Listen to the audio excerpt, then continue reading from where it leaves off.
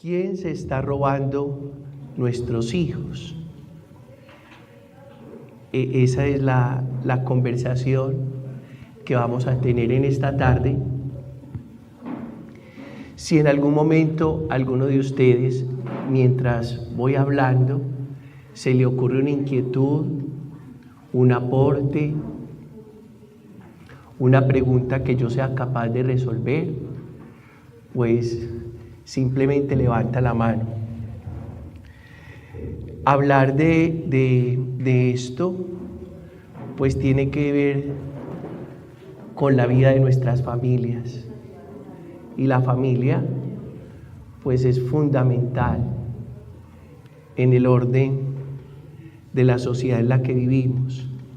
Lamentablemente, poco avalada por los estados y por las leyes de los países, poco respaldada. Y por eso quedan estos escenarios educativos y formativos donde le hacemos fuerza a la familia. Vamos a pedirle al Espíritu de Dios que nos acompañe en esta tarde y que sea muy fructífero este encuentro con los papás, con las mamás de este colegio. Nosotros hoy, a la fecha, tenemos varios desafíos. Entonces, contextualicemos esto, porque vamos ganando en años y uno va perdiendo contexto.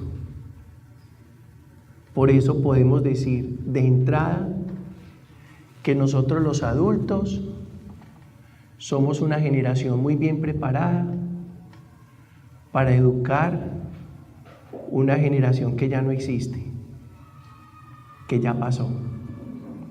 Estamos supuestamente muy bien formados y muy bien informados para acompañar seres humanos que ya pasaron, que ya no existen. O sea que llegamos a la vida de nuestros niños y a la vida de nuestros adolescentes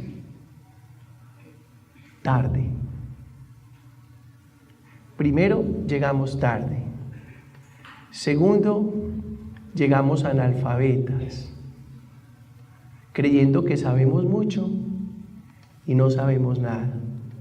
Con razón, muchos niños y muchos adolescentes nos dicen eso. Mamá, es que usted no sabe. Papá, es que usted no entiende. Y entonces a nosotros los adultos nos cuesta muchísimo eso. ¿Cómo que no entiendo? ¿Cómo que no sé? ¿No ve que yo soy su papá? ¿No ve que yo soy su mamá? Y en realidad nos quedamos. ¿Por qué? Por lo siguiente. Miren o escuchen los desafíos de hoy. Un desafío, la salud mental. Cómo acompañar nuestros niños y nuestros adolescentes en un mundo de hoy que tiene serios problemas. La humanidad, todos, serios problemas de salud mental. Y uno cómo aborda este tema de la salud mental en la casa, con su pareja, si aún la tiene, con su papá, con su mamá, que tal vez son los abuelos del niño, de la niña, y que finalmente son los que están más presentes en la vida de ellos y que por supuesto tienen un atraso más grande en la formación y en la información. El metaverso. Si somos capaces de sentarnos a hablar con los niños y de hecho si sabemos algo del metaverso, ¿cierto? Tercero, el calentamiento global. Estoy hablando de los desafíos del mundo contemporáneo, el calentamiento global, y si somos capaces de hablar con ellos, de conversar con ellos de este tema, y si sabemos de qué se trata, y si estamos bien ilustrados. Cuarto, la crisis humanitaria. Este momento histórico nos pone en calzos aprietos con relación a la crisis humanitaria. Quinto, la crisis energética. El problema de la transición energética, que no sabemos si vamos a ser capaces de pasar de la energía fósil a la energía renovable. ¿Y cuánto le va a costar eso a la humanidad? ¿Y cómo lo vamos a hacer? ¿Y si ya lo estamos pensando? ¿Y si de esto hablamos en casa? Sexto, la tensión, ni se diga, la tensión geopolítica. ¿Cuántos muertos llevamos en menos de un mes o casi un mes? Porque esto empezó el 7 de octubre, un mes y pedacito. Es una guerra entre Israel y Palestina. Bueno, el movimiento Hamas, que ha cobrado más de 12,000 seres humanos. Uno, ¿cómo habla esto con los muchachos de hoy? ¿Y qué explicación le damos a este fenómeno? Porque yo no sé si ustedes se han hecho esta pregunta y no hay nadie quien pare ese problema. Yo no sé si ustedes se han hecho, yo me hago esa pregunta. Es que llevamos 12,000 muertos y todas las organizaciones internacionales y no hay quien detenga un tema tan absurdo como este, porque supuestamente nos consideramos civilizados, y precisamente porque nos consideramos civilizados y estamos viviendo el momento histórico de la tecnología, porque no somos capaces de sentarnos a hablar de esto y a solucionarlo de otra manera. Séptimo, estoy hablando de los desafíos globales, el envejecimiento de la población. Y si soy capaz de hablar con mis hijos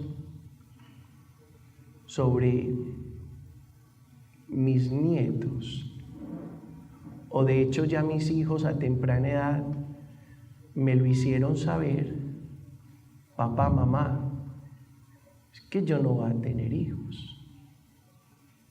Y eso que su hijo dice de 12, 8 u 11 años, tiene todo que ver con el imparable envejecimiento de la población. Entonces en 50 años vamos a ser una especie envejecida, llena de perros y gatos, ¿cierto? Y si soy capaz de hablar del valor de la vida humana y de lo que significa un hijo que tiene todo un contexto a futuro, porque una mascota, así te haga llorar, no tiene futuro. Un ser humano sí tiene futuro. Octavo, la desigualdad en el mundo. Noveno, la ideología de género. Y si estamos listos para hablar de este último tema, que por supuesto es tan espinoso y que no acabamos de enterarnos, porque todos los días el abecedario es más largo, ¿cierto?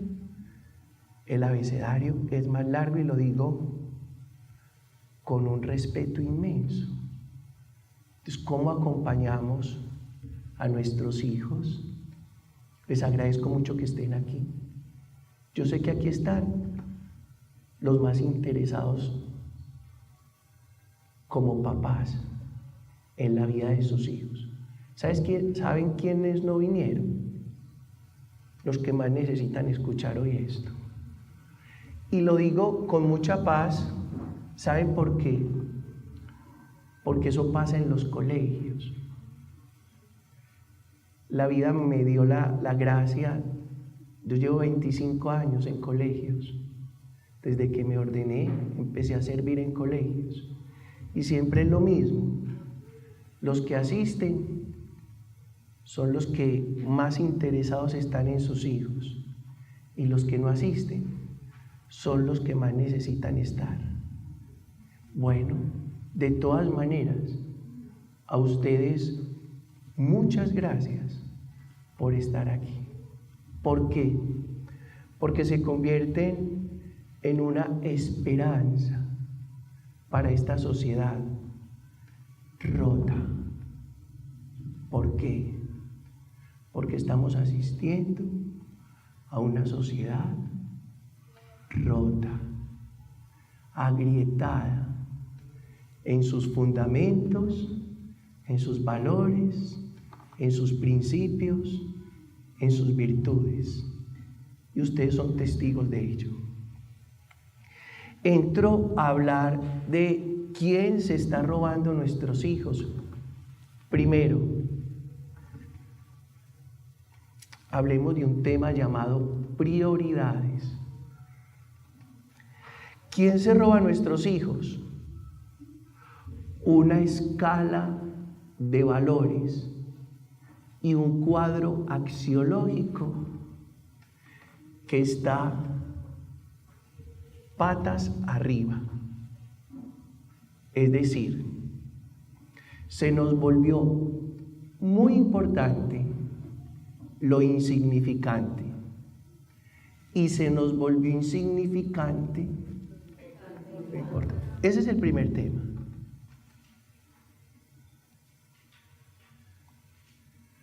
Les voy a leer esto.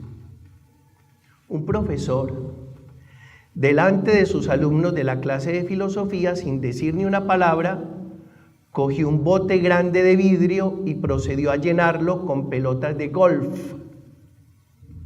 Después preguntó a los estudiantes si el bote estaba lleno. Los estudiantes estuvieron de acuerdo en decir que sí. El profesor cogió una caja llena de perdigones, de balines, y los vació dentro del bote. Estos llenaron los espacios vacíos que quedaban entre las pelotas de golf. El profesor volvió a preguntar de nuevo a los estudiantes si el bote estaba lleno. Y ellos volvieron a contestar que sí. Después el profesor cogió una caja con arena y la vació dentro del bote. Por supuesto que la arena llenó todos los espacios vacíos. El profesor volvió a preguntar de nuevo si el bote estaba lleno. En esta ocasión los estudiantes le respondieron con un sí unánime. El profesor rápidamente añadió 2 tazas de café al contenido del bote y efectivamente llenó todos los espacios vacíos entre la arena. Los estudiantes reían. Cuando la risa se fue apagando, el profesor les dijo: quiero que se fijen que este bote representa la vida. Las pelotas de golf son las cosas importantes como la familia, los hijos, la salud, los amigos, el amor, las cosas que te apasionan. Son cosas que aunque perdiéramos el resto, estaríamos satisfechos. Los perdigones son las otras cosas que nos importan, como el trabajo, la casa, el coche. La arena es el resto de las pequeñas cosas. Y continuó diciendo: si primero pusiéramos la arena en el bote, no habría espacio para los perdigones ni para las pelotas de golf. Lo mismo sucede con la vida. Si utilizáramos todo nuestro tiempo y energía en las cosas menos importantes, no tendríamos nunca lugar para las cosas que realmente importan. Presten atención a las cosas que son cruciales para tu felicidad, para vuestra felicidad. Ve con tu pareja a cenar, juega con tus hijos, concédete tiempo para ir al médico, practica un deporte, disfruta con tu afición favorita. Prioridades. Entonces la pregunta es, ¿tus hijos son prioridad? Y la respuesta inmediata va a ser, claro, sí, por supuesto. Eso es muy fácil decirlo, pero en el escenario de lo cotidiano nos tenemos que preguntar si realmente nuestros hijos son prioritarios, si nuestros hijos son prioridad en nuestra vida. Cuando nos roban un hijo, cuando el hijo deja de ser mi prioridad. Ya su hijo o su hija está demasiado expuesta a que alguien se quede con él. ¿Qué es lo que está pidiendo un muchacho todo el tiempo? Atención.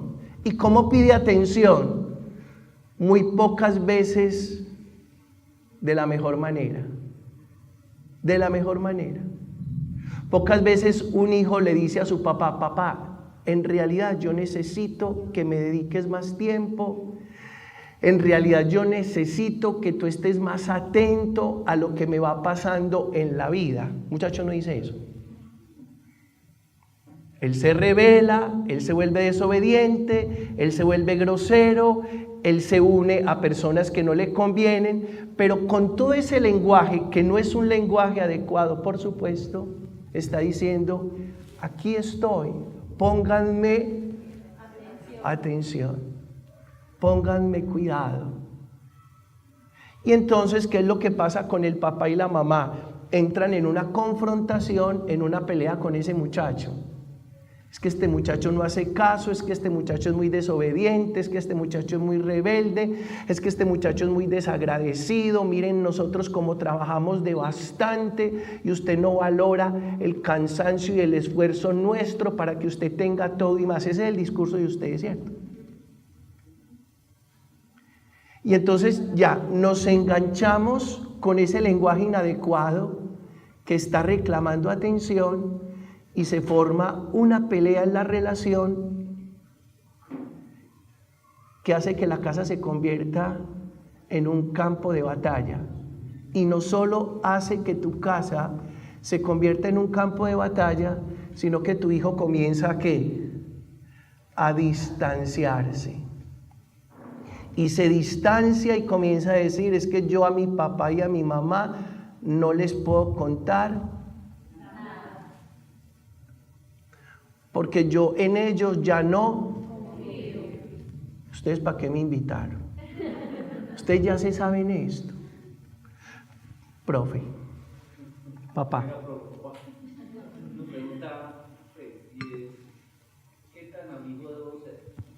Muy bien, papá. Su hijo va a tener muchos amigos, pero un solo papá. Eso de venderle al hijo, gordito, es que yo soy tu mejor amigo y tú también eres mi mejor amigo. No, porque el niño va a tener muchos amigos en la vida, pero no va a tener muchos papás. Y yo creo que el rol de padre no se puede empañar ni se puede contaminar con otros roles distintos. Una cosa es que haya una confianza y una comunicación muy grande entre el papá y el hijo, que de hecho debe pasar de esa manera, pero el papá nunca debe perder su postura y su rol de papá. Muy bien, vamos a continuar. Entonces, mis queridos papás, escuchen esta otra historia. En un discurso de graduación de una universidad americana, el presidente de una multinacional habló sobre las relaciones en el trabajo y los compromisos y dijo: Imaginen la vida como un juego en el que ustedes hacen malabarismos con 5 bolas que arrojan al aire. Esas bolas que arrojan al aire son el trabajo, la familia, la salud, los amigos, la espiritualidad. Pronto se darán cuenta que el trabajo es una bola de goma. Si se cae, rebota. Pero las otras 4 bolas, familia, salud, amigos y espiritualidad, son de vidrio. Si se dejan caer, van a quedar irrevocablemente dañadas. Nunca volverán a ser las mismas. O sea que eso que usted ve en el semáforo de un joven que está jugando con 5 bolas y haciendo malabares, esa es su vida. Solo que hay que ponerle nombre a cada una de esas bolas. Hay una bola que es el trabajo y esa bola es de goma. Si se cae, rebota. Pero hay otras bolas que son de cristal. La familia, la salud, los amigos, la espiritualidad. ¿Y saben qué nos pasa? Que a veces cuidamos más la de goma que la de cristal. Y nos preocupamos más por la de goma que por la de cristal. Y entonces nos dedicamos a trabajar y somos capaces de sacrificar tiempo extra con tal de ganarnos unos pesos más o de hallar más confianza en mi jefe, y comienzo a descuidar lo fundamental. Acuérdese que si usted se enferma en el trabajo, va a pasar una cosa muy sencilla: lo incapacitan. Y si se sigue enfermando sistemáticamente, ¿qué pasa? Lo reemplazan. ¿Saben qué nos pasó a nosotros? Que nos dedicamos a trabajar tanto para conseguirnos unos pesos más y para comprar unas cosas que a la hora de la verdad no son tan necesarias. En ese círculo estamos. Yo trabajo mucho, yo gano más y yo compro más. Y por eso en su cuarto útil ya no cabe un alfiler más. El cuarto inútil. Y usted en ese cuarto útil guarda muchas cosas que nunca más va a usar. Eso es lo que nos está pasando. Y entonces, si para mí el trabajo es más importante, significa que mis hijos dejan de ser fácilmente mi prioridad. ¿Y qué se volvió mi prioridad? Trabajar. Y llego demasiado cansado a la casa, tan cansado que me da mal genio si me dicen algo. ¿Y qué culpa tienen los de mi casa que yo llegue tan cansado y que me dé mal genio cuando me dicen algo? Es que yo estoy muy cansado. ¿Ustedes por qué no me respetan? ¿Ustedes por qué no tienen consideración de mí? ¿No ven que es que estoy trabajando mucho para que en esta casa no falte nada? Ustedes son unos ingratos y unos desconsiderados. Y el problema no es que en su casa sean desconsiderados e ingratos. El problema es que usted volvió su trabajo prioridad. Y aunque el trabajo es importante, nunca se le olvide que el trabajo es una bola de goma, que si cae, rebota. ¿Cuál es el miedo que tenemos ahora? El gran miedo que tenemos es perder el trabajo. Yo creo que hoy nos da más miedo perder el trabajo que perder la familia. Y es muy grave, pero no crean, muchachos, que yo vine a acusarlos. Yo vine a despertar un poco de conciencia para que caigamos en la cuenta. Porque desde mi postura me pasa igual. Desde mi rol, desde mi postura, desde lo que hago, me pasa lo mismo. El gran miedo que hoy tenemos no es perder los hijos, no es perder la familia, es perder el trabajo. Es el gran miedo que tenemos, porque volvimos más importante el trabajo que lo que realmente es de cristal, que si se cae, se fractura y no vuelve a ser igual. Primer punto de reflexión en esta tarde, queridos papás, que los hijos sean prioridad, de verdad, en la práctica, prioridad en la vida de ustedes y en el hogar. Muy importante que ya le voy a dar la palabra a papá, que sus hijos sientan reconocimiento y valor en la casa. Bien pueda.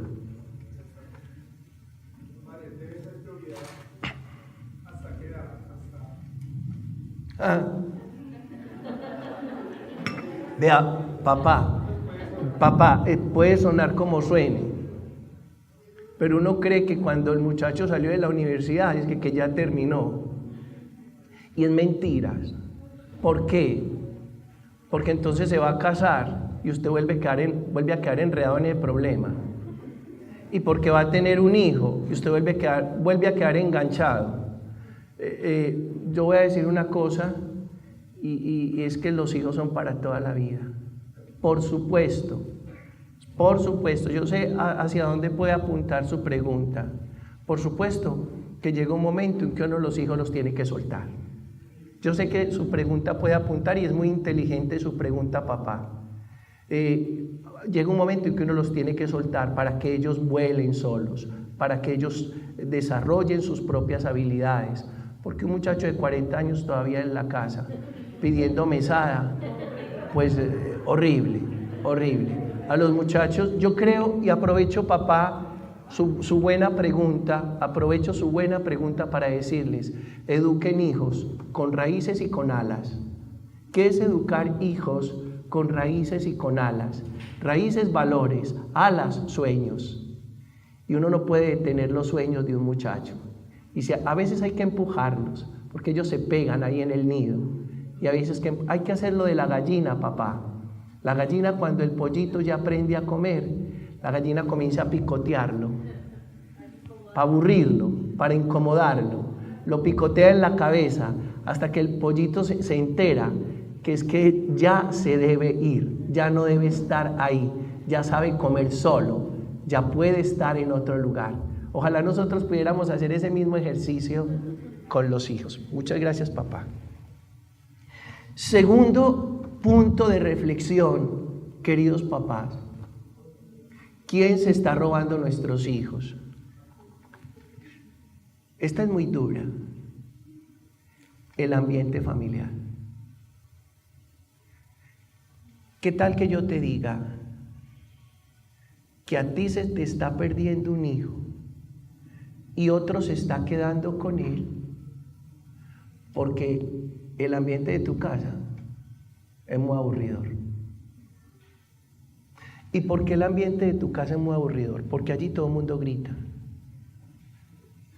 o porque allí todo el mundo está encerrado en su habitación, o porque allí se insultan, o porque allí no se quieren, o porque allí hay maltrato verbal, psicológico, sutil, sexual, físico, en fin. Entonces, ¿qué dice su muchacho? ¿Qué pereza qué? Mi casa. Usted, papá, esto tan simple, yo no vine a decirles, muchachos, nada que ustedes ya no sepan. Simplemente vine a recordárselos. No vine a inventar aquí el agua tibia. Pero prenda todas las alarmas cuando usted le escucha a su hijo decir: qué pereza la casa, qué pereza esta familia. Por supuesto que los muchachos son muy desobligantes en sus expresiones, por supuesto. Pero algo tendrá esa frase de ese muchacho que está diciendo: qué pereza mi casa. ¿Por qué? Porque si el muchacho le coge pereza a la casa, porque el ambiente de la casa es un ambiente hostil, afuera, en la esquina, hay otras ofertas. Ustedes me preguntan: Pedro, ¿dónde nacen las tribus urbanas? Las tribus urbanas y las bandas delincuenciales nacen ahí, cuando no hay un lugar seguro donde estar. Cualquier oferta que me hagan es mejor que la de mi casa, y cualquier esquina es mejor que mi casa, y cualquier grupito de muchachos desadaptados es mejor que mi familia. Y qué tristeza que tengamos que sacar esa conclusión, que cualquier grupito de muchachos desadaptados para mi hijo es mejor que la familia que tiene. Porque hay que crear un ambiente saludable para que los muchachos crezcan saludables. Recuerden esto, papás. Parejas saludables, familias saludables, producen hijos saludables. No crean que una familia enferma produce un hijo saludable. Que una pareja enferma, produce un hijo saludable. El Señor en su palabra ya nos lo enseñó. El árbol bueno da fruto bueno. El árbol malo da fruto malo. Yo no sé, papás, ¿por qué nos quejamos que mi hijo se esté desviando si mi relación de pareja es un desastre? ¿Qué más le voy a pedir yo a mi hijo? Que mi hijo hoy está enfermo, desadaptado, mentalmente desubicado, emocionalmente trastornado. ¿Y por qué? ¿Por qué? Porque el ambiente familiar donde este ser humano se ha ido desarrollando no es un ambiente familiar seguro. Yo a eso le puse un nombre, me lo inventé, guacal. Guacal. ¿Qué es un guacal? Es lo que protege una caja, que protege algo que es muy delicado y frágil. ¿Saben por qué los muchachos de hoy los llaman generación de cristal? Porque se rompen muy fácil. ¿Y por qué se rompen tan fácil? Porque no tienen guacal. ¿Y cuál es el guacal de un muchacho? La familia. Ay, ¿por qué se rompió? Porque no tiene guacal. Y entre más delicado, más firme y seguro debe ser el guacal. Y a mí no me venga a decir que su hijo no es muy delicado. Su hijo sí es muy delicado. Convénzase de eso. Que si hay algo que usted tiene delicado en sus manos, es la vida de su hijo. Y precisamente porque su hijo es muy delicado, necesita un guacal seguro. ¿Para qué? Que no se rompa. ¿Por qué? Porque los muchachos de ahora, sin guacal, se rompen con mucha facilidad. Y hay muchos muchachos rotos. Ustedes son testigos. Y de edades muy tempranas y muchachos rotos. ¿Cuál es mi queja en este momento? Y se los voy a confesar. Yo llevo voy a cumplir 29 años de sacerdocio y nunca había escuchado tantos casos en el último año y medio de intentos de suicidio infantil. Yo 29. Y en estos 29 años les comparto, siempre he tenido espacios de escucha, siempre.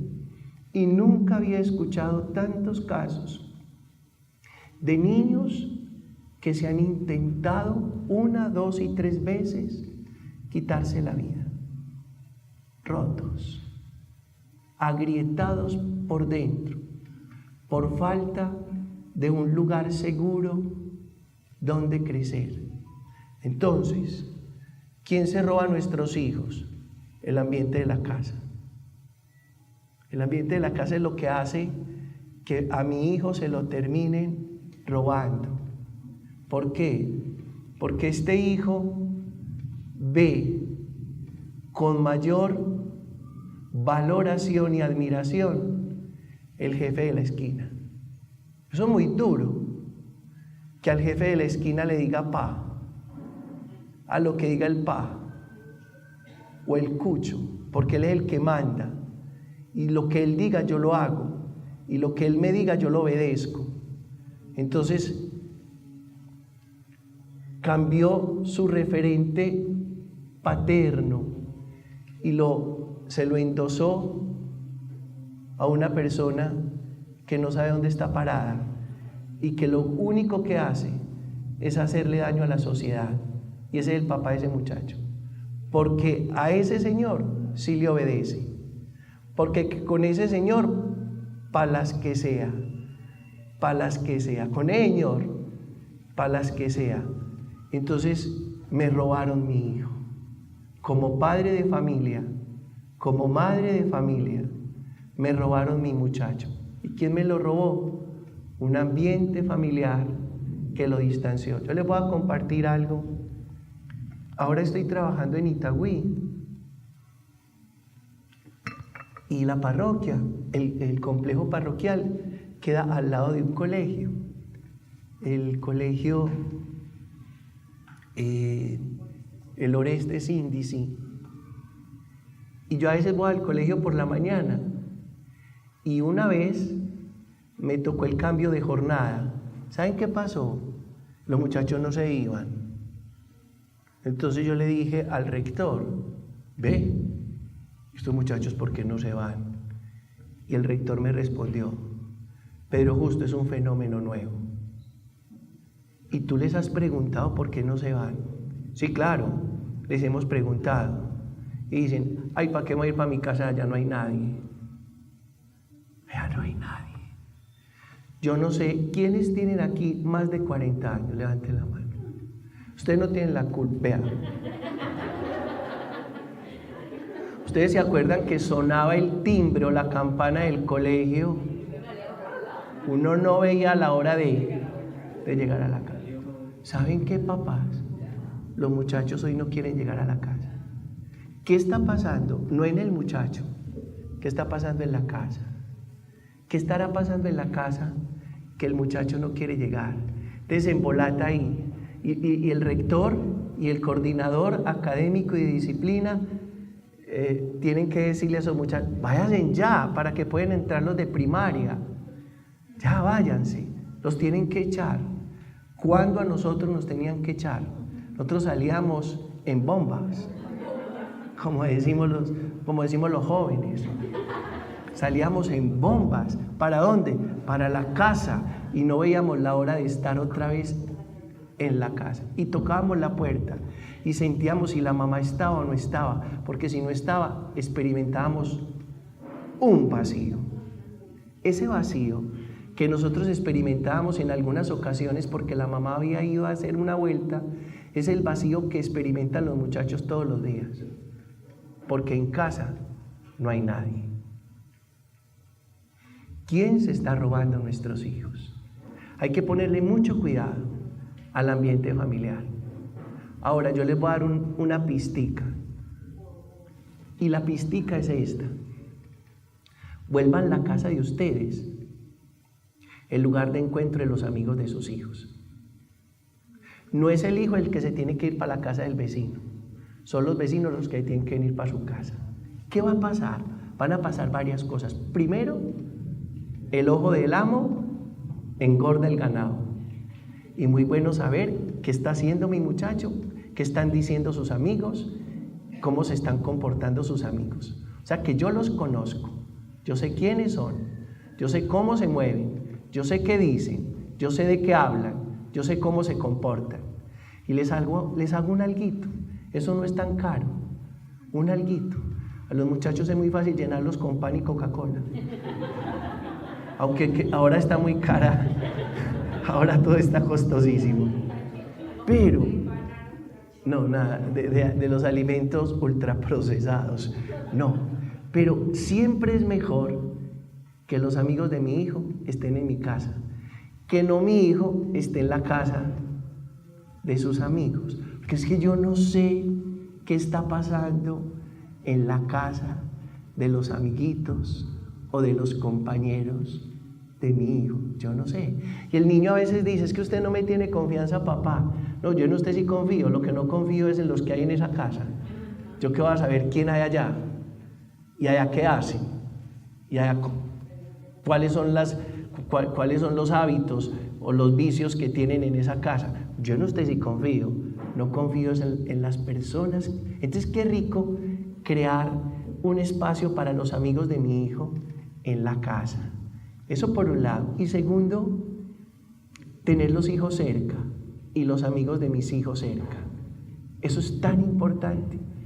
Por supuesto que a veces uno quisiera estar en la casa solo, tranquilo, que me dejen descansar, pero a veces hay que darse la pela en ciertos momentos para saber quiénes son los amigos de mis hijos, qué hablan los amigos de mis hijos, y uno va cogiendo, uno va pasando, se hace el bobo, y uno pasa por donde están ellos, y coge, y se va dando cuenta. ¿Por qué? Porque el problema es muy grande, y es que yo no sé qué está pasando con la vida de mi hijo. No sé. Es más, el último que se va a enterar de lo que está haciendo su hijo es ¿quién? El papá y la mamá. Y todo el barrio sabe, y todos los primos saben, y todos los tíos saben, y toda la familia sabe, y en la parroquia también saben todo. Pero el papá no sabe, la mamá no sabe. ¿Qué pasó? Porque los últimos que se enteran son los papás, que serían los primeros que tienen que enterarse de lo que está pasando en la vida de su hijo. Tercer punto de reflexión.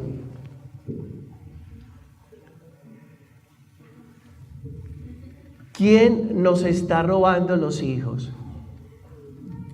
La falta de espiritualidad.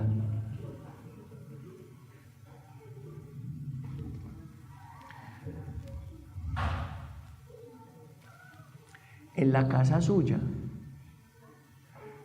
Primero, empecemos por cosas muy simples, pero que tienen un valor simbólico.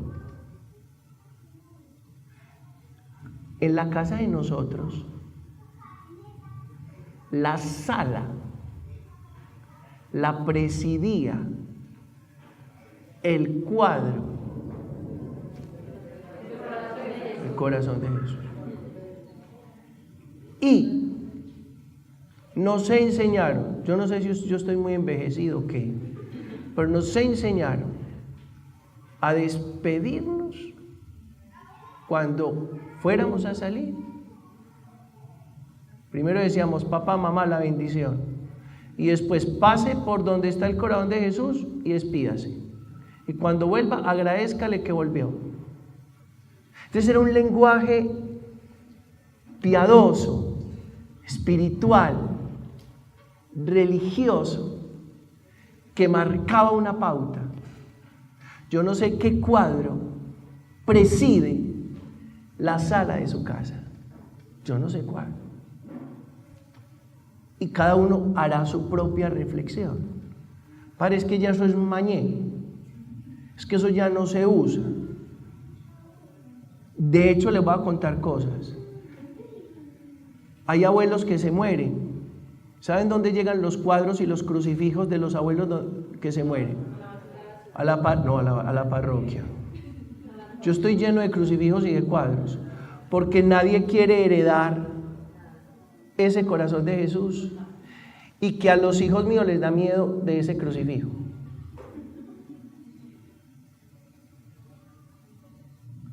Y les dije que iba a comenzar por algo demasiado simple. Vamos a una cosa, digamos, más importante. ¿Qué espacios de oración hay en su casa? O todo el mundo está muy ocupado, muy cansado, pero para otras cosas sí tenemos tiempo y no estamos tan cansados. Mi pregunta hoy a ustedes, papás, que estudian en un colegio católico, es la siguiente: ¿qué espacios en la casa existen para la oración? Y si en su casa se hace oración, en familia. Y pasemos a cosas más serias. La vida sacramental de la familia. Acuérdense que yo en estos días fui a la parroquia del Parque de Itagüí, porque yo soy de Itagüí, del Parque, y saqué una partida de bautizo. No sé si los muchachos han visto que la tengo pegada al lado de la puerta de mi habitación en la casa cural. O sea, y la enmarqué. Esto es muy importante. Y me di cuenta, me puse a llorar, que mi mamá me bautizó a los 20 días, porque yo nací el 2 de febrero. No se le olvide, vivo en el Carmelo. Y me bautizaron el 22 de febrero del mismo año. ¿Saben qué está pasando hoy? No, nosotros vamos a esperar que el niño crezca, a ver el que decide. Entonces yo le digo a esos papás, no, súper, y entonces no lo vista, espere a ver qué ropa le gusta. Y no le dé comida, porque de pronto lo que usted le está dando, a él le cae mal o no le gusta. Espere a ver qué comida le gusta. Y estamos en ese cuento. Entonces todos los días más lejos de hacer un camino de fe con nuestros muchachos. Yo les voy a decir una cosa, papás. Cuando nosotros estábamos chiquitos, la ilusión era hacer la primera comunión. Ustedes saben qué está pasando hoy. Y no es responsabilidad de los niños, es responsabilidad de los papás.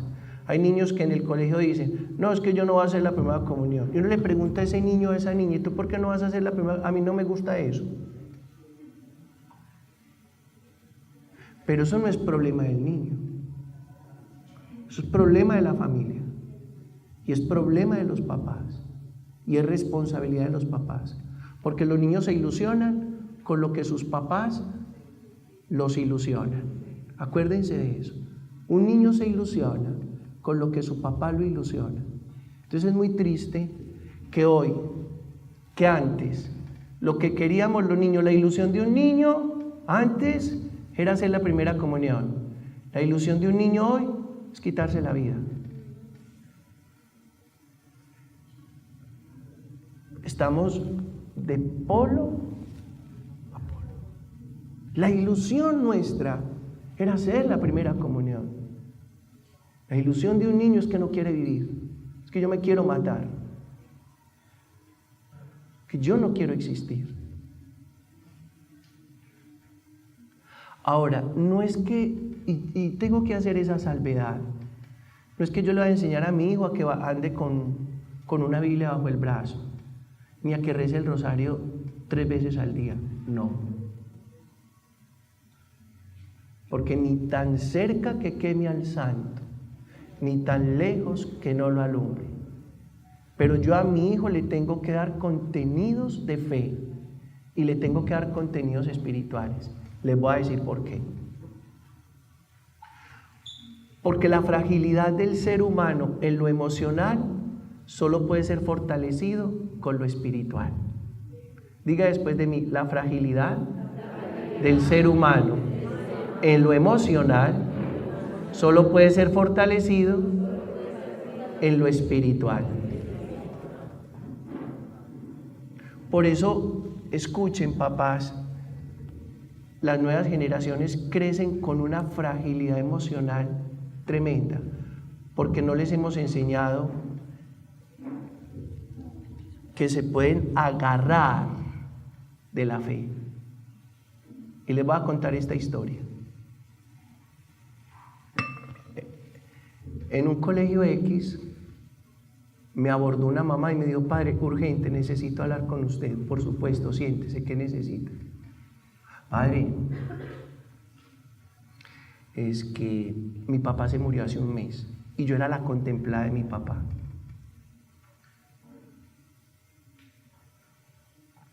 Y mi esposo se fue hace 15 días a pagar los trabajadores a la finca y no ha vuelto. Está desaparecido. ¿Yo de dónde me agarro? Y le dije, ¿por qué me preguntas eso? Me dijo, padre, porque a mí nunca me enseñaron nada de la fe ni de Dios. Dígame dónde hago un curso intensivo para tener de dónde agarrarme. Y le dije, le tengo 2 noticias, una buena y una mala. La noticia buena es que puede comenzar hoy a hacer su camino de fe. Y la noticia mala es que no hay un curso intensivo de fe. Escuchen, papás, Hay curso intensivo de inglés. De inglés hay curso intensivo, pero de fe, de espiritualidad, de sentido profundo de la vida. No hay curso intensivo de eso. Que yo quiero hacer un curso intensivo de sentido profundo de mi existencia, no existe. Que yo quiero hacer un curso intensivo de fe, no existe. Que yo quiero hacer un curso intensivo de espiritualidad, no existe. Papás, no existe. Existirá curso intensivo de inglés, de mandarín, de francés, de otras habilidades. Que el niño tiene un extracurricular de patinaje, o un extracurricular de teatro, o un extracurricular de natación. Está bien, pero la vida espiritual sucede en el escenario de todos los días. Los niños, papás, los niños de hoy desarrollan muchas habilidades, pero no les estamos enseñando a desarrollar la habilidad espiritual. Cuando usted se le tilda el computador, ¿a quién llama? ¿Al perro? ¿Al técnico? No, al niño. El niño se lo arregla en par segundos. Cuando usted se le bloquea el celular, llame ¿a quién? Al niño. Él sabe. Lo que usted no sabe, él lo sabe. Mijo, ¿cómo es que es esto? Ay, papito. ¿Cómo? Pues, papito, ¿tú no sabes? No, no sé. Mi Alfori me lo arregla porque yo como que dañé eso. No lo has dañado, abuelo. No lo has dañado. Simplemente, mira, ya está. Ya te lo cuadré. Entonces significa que los niños de hoy están listos para muchas cosas, pero no están listos para enfrentar la vida. ¡Wow! ¿Y por qué están listos para muchas cosas, mas no están listos para enfrentar la vida? Porque no hemos desarrollado en ellos la habilidad espiritual. Ahora entendemos por qué hay niños que desde tan pronto se quieren morir. Porque no les hemos ayudado a desarrollar la habilidad espiritual. Se nos pierden. Es que ante un problema, ¿a usted qué le queda? Ante una frustración, ¿qué le queda? Ante una dificultad, ¿qué le queda? Profundizar, adentrarse, buscar allá adentro, en lo más profundo del ser, quien lo asista, quien lo sostenga, quien lo anime, quien lo acompañe, quien lo defienda, que usted haya construido una relación. Y si usted no ha construido esa relación con Él, con el Dios de la vida, es muy difícil uno ser sostenido en la adversidad. Cuarto punto de reflexión: ¿quién nos está robando nuestros hijos? Nuestros hijos se los está robando mamá. Padre, yo tengo una inquietud. Sí. En cuanto a la religión, me parece que incluye la espiritualidad. Porque usted se refería ahora al bautizo, la primera comunión. Ya mucha gente pertenece como al cristianismo. Entonces, muchos tienen como otra forma de pensar, dejan a un lado esa parte. Sí, claro, los sacramentos, digamos que otros modos de creer no abordan los sacramentos, pero independiente del fenómeno religioso al que esté asistiendo una familia, hay que educar los hijos en Dios y para Dios. Yo creo, mamá, en estos días en una predicación hablaba de los hijos del César, precisamente por el evangelio que decía a Dios lo que es de Dios y al César lo que es del César. Yo a veces creo que estamos educando hijos para el César y no estamos educando hijos para Dios, independiente del fenómeno religioso. Yo creo que hay que educar hijos para la virtud, para el ser, para el amor, para el bien, para Dios. De lo contrario, si el muchacho no tiene dónde aferrarse desde lo trascendente, yo creo que el mejor psiquiatra o la mejor psicóloga se corcha ante una adversidad que le pueda presentar un ser humano. Al final de todo, ¿qué nos queda?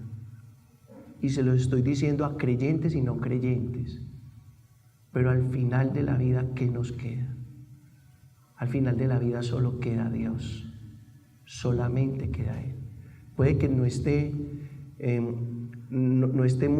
sea muy importante para muchos o algunos de ustedes. Pues yo les digo, se los digo como sacerdote, pero también se los digo como creyente. ¿Qué sería de mi vida sin Dios? ¿Qué sería de mi vida sin Dios? Y tengo 53 años y por supuesto que algunas herramientas para sortear muchas cosas, pero sigo insistiendo, ¿qué sería de mi vida sin Dios? Yo, ¿a quién apelo en mis noches más oscuras? ¿A quién apelo? ¿A quién le ofrezco mis logros y mis éxitos? ¿A quién? ¿A quién? Yo me declaro un creyente empedernido. Me declaro un creyente empedernido. Y les transmito esto no por imposición, sino con mucho amor. Qué rico educar hijos con la habilidad espiritual, sea cual sea su creencia, pero qué rico educar hijos con la habilidad espiritual. Es que ante una pérdida, un fracaso, un abandono, uno ¿a quién apela? ¿A quién? Bueno. Cuarto, les dije cuarto, ¿quién se está robando nuestros hijos? Papá, se los digo así de fácil. Hay hijos que se pierden o se los roban por exceso de atención y otros por abandono. Y las dos cosas son muy peligrosas. La sobreprotección es tan peligrosa como el abandono. Y hay hijos que se pierden porque los educan en una cosa que se llama sistema burbuja. ¿Y cuál es el sistema burbuja? Que yo a mi hijo no le permito que sufra, que yo a mi hijo no le permito dificultades, que yo a mi hijo no le permito. Yo trabajé en un colegio, les voy a contar. Cuando preparábamos los alumnos para la primera comunión, como todas las niñas no eran populares, había niñas que las invitaban mucho, otras compañeritas, y había otras que no las invitaba ¿a qué? ¿Ustedes saben qué hacían las profesoras? Llamaban a los papás para repartir los invitados, para que todas las niñas tuvieran más o menos las mismas invitaciones. ¿Ustedes qué opinan de eso? ¿Es muy bueno o no es muy bueno? ¿Por qué? ¿Saben por qué? Por una cosa muy sencilla, porque eso es disfrazarle la realidad a un ser humano. Por favor, no le disfrace la realidad a su hijo. Enséñesela a enfrentar con el lenguaje del niño según la edad. Si tiene 7, con el lenguaje de 7. Si tiene 14, con el lenguaje de 14. Si tiene 12, con el lenguaje de 12. Pero, ¿cómo le vamos a disfrazar la realidad a nuestros hijos? Yo creo que los niños deben aprender a enfrentar la realidad desde pequeños. ¿Por qué? Porque el niño que se entrena a enfrentar adversidades desde pequeño, cuando esté grande, es un campeón para enfrentar adversidades. Pero un niño que no es entrenado en enfrentar adversidades, cuando esté grande, se lo comen las adversidades.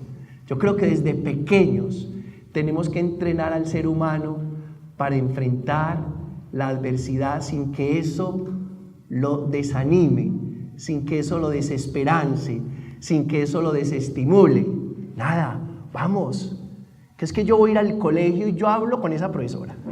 Y es que yo voy a ir al colegio y yo hablo con ese niño. Y es que yo voy a ir al colegio y yo hablo con ese profesor. No, para eso es el colegio, para que el niño resuelva. ¿Ustedes creen, papás, que el colegio es para que los niños aprendan matemáticas, inglés, geografía, historia? No, eso es mentiras. Para que aprenda a relacionarse, para que aprenda a enfrentar situaciones, para que aprenda a resolver conflictos pacíficamente, para que aprenda a vivir con personas que son completamente diferentes. Para eso, la excusa, el inglés, las matemáticas, la geografía, la historia, el cálculo, álgebra, trigonometría, física, química. Pues a mí me tocó así. Yo no sé si eso ya cambió. Me tocó así. Pero esa es la excusa. Lo grandioso de la escuela, lo grandioso del colegio, es que el niño aprende a enfrentar la vida con sus iguales que son completamente diferentes. Entonces, nunca le solucione a su hijo el problema que él tiene que solucionar. Se lo roba. ¿Y quién se lo va a robar después? Un problema grande que él no va a ser capaz de enfrentar. Se va a querer quitar la vida y se va a enfermar y se va a deprimir y lo van a tener que medicar y va a estar oculto en su habitación, acostado, con una habitación completamente oscura. Vean, así. De adultos así, que no les enseñaron en la infancia a enfrentar la vida y que no fueron capaces de resolver en su momento cosas que están ahí latentes de su pasado. Entonces, uno, cuidado con el sistema burbuja. Cuidado con el sistema burbuja. Pero dos, cuidado con el abandono. Tan grave sobreproteger como abandonar. En estos días, conversando con una persona ya adulta, no ha podido tramitar un abandono ya en su adultez de su relación sentimental, afectiva, y nos pusimos a esculcar. ¿Saben por qué no ha sido capaz de tramitar el abandono de su pareja? Porque ni siquiera ha tramitado el abandono de sus padres. Y cuando uno no ha tramitado un abandono del pasado y viene un abandono en el presente, es como si a uno lo aporrearan en la misma herida, como si lo cortaran en el mismo lugar donde lo cortaron hace años, que esa herida nunca se cerró y que está supurando sufrimiento y dolor. Por eso, tan importante buscar el punto medio, el equilibrio entre sobreprotección y abandono.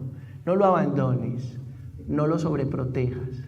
Cualquiera de los dos polos hace que a tu hijo se lo roben. Y se lo roben o los dolores del pasado o las situaciones que en su pasado no fue capaz de aprender a resolver. Tan bueno un ser humano capaz de tramitar sus dolores más profundos.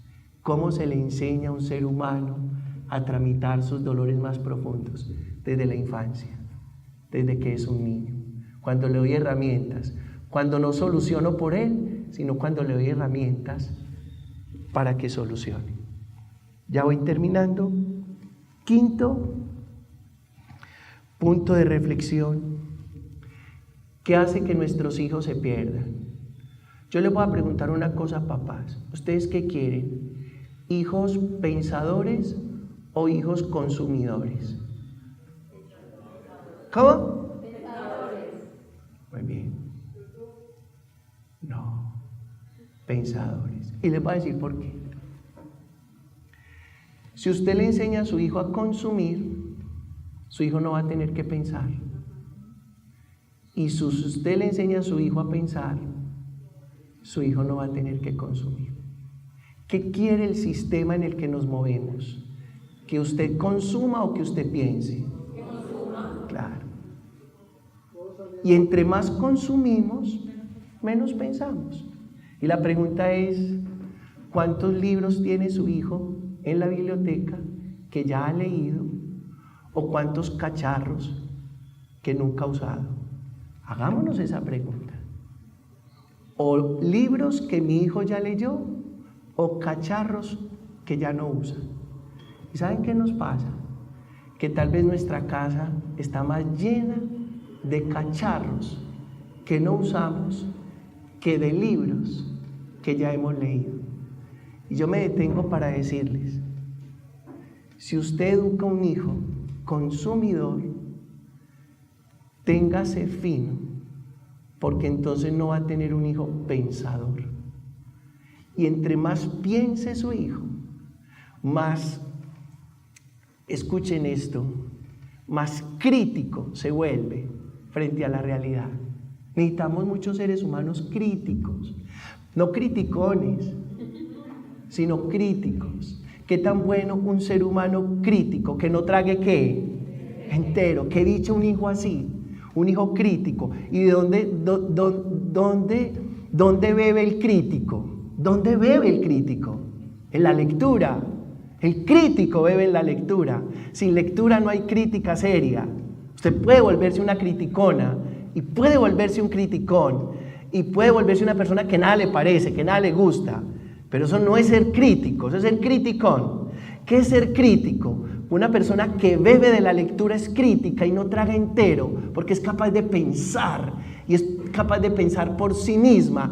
Y la persona que es capaz de pensar por sí misma toma sus propias decisiones. ¿Usted qué quiere? ¿Que alguien tome las decisiones por sus hijos o que sus hijos mismos tomen sus propias decisiones? Por supuesto que usted quiere que su hijo sea capaz de tomar sus propias decisiones. Nada más duro que ver un hijo que lo estén manipulando. Nada más duro que eso. Nada más duro que uno darse cuenta que a mi hijo lo están utilizando, él no se ha dado cuenta. Lo están manipulando y no se está dando cuenta. Lo están tratando mal, lo están usando y no se ha dado cuenta.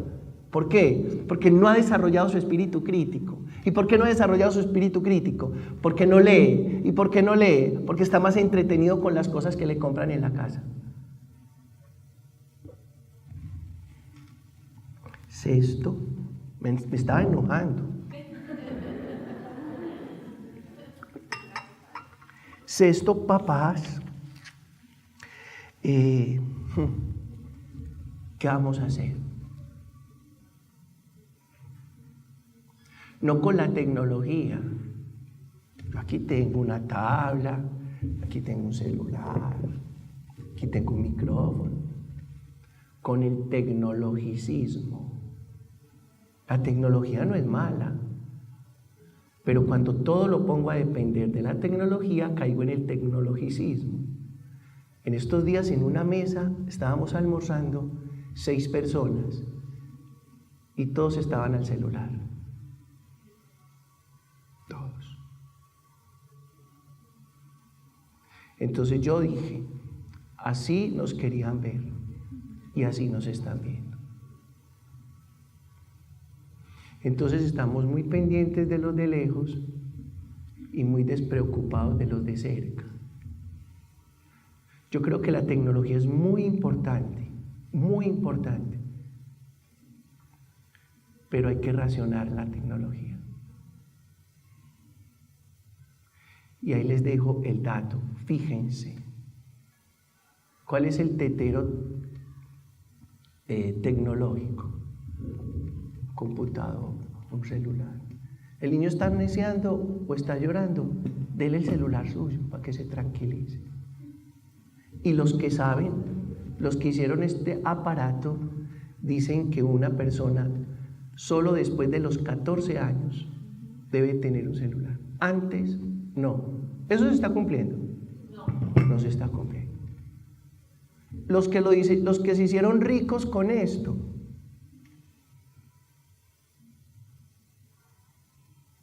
¿por qué? Porque nosotros nos perdíamos en el barrio y ahora un muchacho se pierde en el cuarto. O sea que hay un desafío más grande para ustedes los papás. Busquen a Pedrito, por ahí estar en Los Naranjos. Busquen, por ahí debe estar en una casa donde un vecino. Ahora no. Ahora el muchacho se pierde en el cuarto, porque esto le abre todas las ventanas y todas las puertas. Yo creo que la tecnología no la podemos satanizar, ¿qué tal? Pero sí la tenemos que vigilar, y sobre todo en las nuevas generaciones. Ustedes no se imaginan los casos que uno escucha de niñas de 10 años que ya son activas en las redes sociales. Y lo que uno escucha, hay un desafío muy grande. Lo que uno escucha, por lo que pasan estos muchachitos entre los 10 y los 12 años con una herramienta de estas permanentemente. O sea que están sufriendo, o sea que nos los están robando. Hay que cuidar, es en serio. Muy buena la tecnología, pero muy peligrosa cuando no se monitorea, cuando no se orienta. Crean que sí es muy delicado. Ustedes no saben la cantidad de personas dañinas a través de este medio. Y en las redes, ustedes no se imaginan la cantidad de seres humanos perversos, enfermos, psicópatas, envolviendo muchachitos y envolviendo muchachitas y llevando a situaciones extremas a niños y adolescentes. Séptimo término. Bueno, ¿qué vamos a hacer, papás, con el concepto de género y sexualidad? Póngale cuidado al tema. ¿Por qué? Porque el problema no es que en el camino su hijo o su hija descubra que su preferencia sexual son las personas de su mismo sexo. Ese no es el problema. Porque eso no es ni un problema, ni un pecado, ni una enfermedad. ¿Dónde está el problema?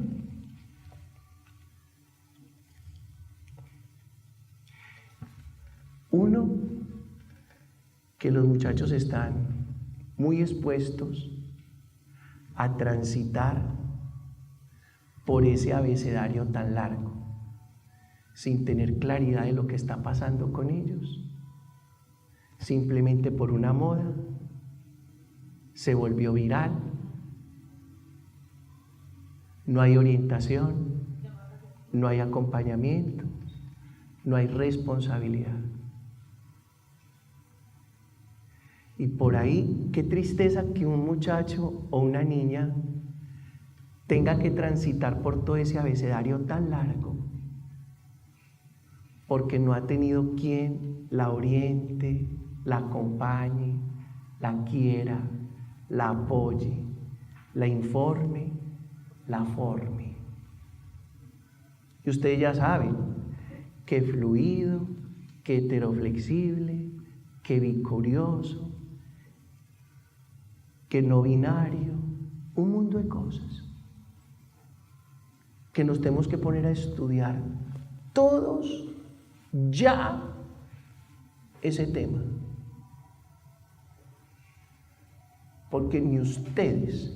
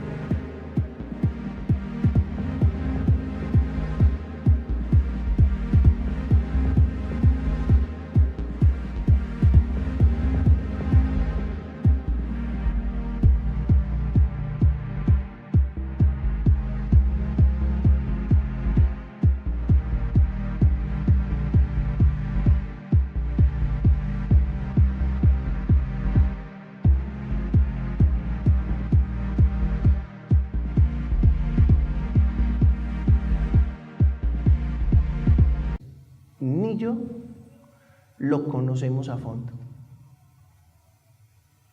O sea que nos cogieron los muchachos y esta generación con los calzones abajo. Y usted no tiene cómo rebatir, cómo complementar, cómo proponer, cómo defender, cómo ayudar, cómo aconsejar, cómo orientar. Y usted el papá, y usted la mamá. Yo quiero que quede una tarea con ustedes, a estudiar. ¿Por qué? Porque en esto comienzan a tocarle la puerta, o ya la tocaron. Mamá, es que yo soy Juanita, pero yo de mañana en adelante, yo voy a ser Juan. ¿Sí qué? ¿Cómo así? Sí, es que yo ya no quiero ser Juanita. Yo mañana, mamá, mañana por favor, comienzas a decirme Juan. Usted tiene herramientas para resolver eso. Usted tiene herramientas para acompañar eso. Usted tiene herramientas para no satanizar eso. Usted tiene herramientas para orientar eso. Usted tiene herramientas para no dejar que su muchacho, simplemente por una moda o un virus en las comunicaciones y en la sociedad, termine probando de todo y haciendo de todo y con un problema serio de identidad. A estudiar. ¿Sabe para qué lo cité? Para decirles eso. A estudiar. ¿Por qué? Porque si no estudiamos estos temas, los muchachos, perdemos autoridad delante de nuestros muchachos. A ver, ¿usted sabe hoy cuál es la última sustancia psicoactiva que los muchachos están usando en sus fiestas? Usted no sabe. Usted no sabe, yo tampoco. Tranquilo.